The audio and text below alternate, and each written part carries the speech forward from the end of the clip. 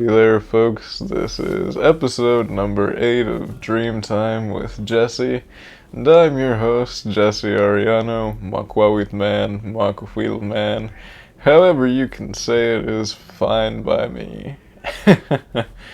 Now, I didn't have a lot of dreams this month because I was real focused on my life. I got a lot of stuff cooking right now. I got this comic book that I've been wanting to make for a while now. I got my garden. I'm finally doing some overwinter stuff because I got myself a little greenhouse. What else? Trying to get in slightly better shape because, focusing on all these videos and stuff, I've been kind of neglecting my health. I eat like a fuck ton of bread, and bread makes you fat. So, what else I got going on? Well, I think I wanna start selling my art next year, so I'm gonna work on making a website and setting all that up, hopefully. Maybe doing some stuff on social media, branching out. But anyway, I didn't dream for a good long while, but when I did, they were pretty interesting, mostly. The first one I had was, in this dream, I was Jack Black from the School of Rock, and I was hanging from a ledge, and standing on, above me was Thulsa Doom. The bad guy from Conan the Barbarian. And then, after he finally finished his evil monologue and laughed maniacally for a minute, Miss Mullins came and saved me. Yeah, kind of embarrassing. I said, man, I don't know if Jack Black is secretly jacked under the moo-moo, but if I was me, I think I could have pulled myself up, even right now, out of shame. That being said, Jack Black, if you ever listen to this, no offense, bro. I just assumed you're not particularly yoked. But anyway, in the next dream, I was walking through my middle school, which is strange in of itself, because I'd never go back. I'm not one of those guys who goes back to places like that. I'm never going back to the doctor or the dentist or school or church. All these places that I don't like. Sorry, Christians. It ain't just you. It's really just organized religion like that. I don't believe in that kind of jazz. You do you know. Anyway, so I'm at school and I'm walking the hall. I'm not actually in school, but for whatever reason I'm at school. And over the intercom they say that they're going on a lockdown because there's a tiger loose. So I'm supposed to find somewhere to hide. And I end up in this little janitor's closet. And I'm hoping that there's a mop or something in there that I can break and turn into a spear, Because an unarmed man will always lose to a tiger or a lion or, one of them bigger, dangerous wild animals. But you give a man a spear, and that really does make all the difference. Sticks are man's greatest weapon. And I can tell you, just think about the Macuahuitl. It's just a flat stick with razor blades in it. But it's way more deadly than either a stick or razor blades could ever be alone, right? Anyway, so in this dream, I'm in the closet, and because it's my dream, the fucking tiger ends up breaking the door through the closet, and I do this thing with the blanket that was in there. I kind of wrap it around his head, and then I jump out and I run away. But in the real world, I think that'd be almost impossible, because tigers, believe it or not, are ridiculously fast, both in their reflexes, so I'm not even sure I'd be able to get the blanket around his head, and also in their ability to turn around at weird angles and start running. So I'm not sure I would have been able to jump over him and run away, because it's fucking fast. Anyway, the next dream I had after that was, so in my time, I've experienced a lot of power outages, and here in the modern day world, I don't know if you saw last year, but we got a reasonably bad snowstorm out here in Texas. Now, by, like, as far as snowstorms go, it really wasn't that bad, but that kind of thing don't happen here, so nobody was really that prepared for it. And then on top of that, the power went out and shit, so, a lot of people really, really weren't prepared for it.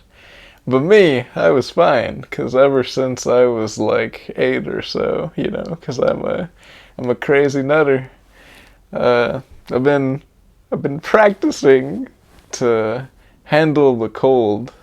Any opportunity I get, while it's cold outside, I'll just go outside in a t-shirt and jeans, and I'll sit out there and live my life, do whatever it is I gotta do for a good long while, in hopes that, I'll build up a tolerance to the cold, and perhaps by me doing that, I'll even, like, pass on that resistance to my children if I ever happen to have any. That way they'll be better suited to live in this cesspool that man has created on Earth. But anyway, in this dream, I'm wearing a Peruvian poncho, because I've always liked ponchos, but, I was more of a Western style poncho. But Peruvian ponchos are pretty dope. They're also pretty warm, supposedly. I don't know. Never bought one. But anyway, in this dream, I'm walking through a snowstorm. And I'm walking for a good long while. And eventually I make it in front of a coffee shop. Which is pretty weird, because, the coffee shop clearly doesn't have any electricity. And it ain't even open. Like, there's nobody there. And you would think that because of that, the door is locked. But I walk up to it, and I open it, and I go in. And, I shake off the snow from my everything. And I just take a seat. I guess, like, I'm waiting for somebody or something. Which, makes a lot of sense, because the few times that I've been to, like, actual coffee shops in my life is to meet somebody. So yeah, that was kind of weird. Totally relevant, though, because the winter is coming. And, everybody's kind of on edge about whether or not it's going to be as bad as last year. But honestly, I was kind of born to live in this world, But, yeah. Alright, so, I don't know if you know, but how do I say this without sounding like, weird? I guess there's no way around it, but, once I told you that generally speaking my type is like, more, indita looking kind of girls.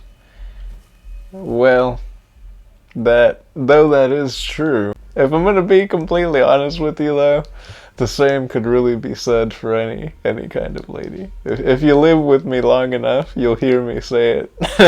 I'll be like, why is that a thing for black ladies? Why is that a thing for Asian ladies?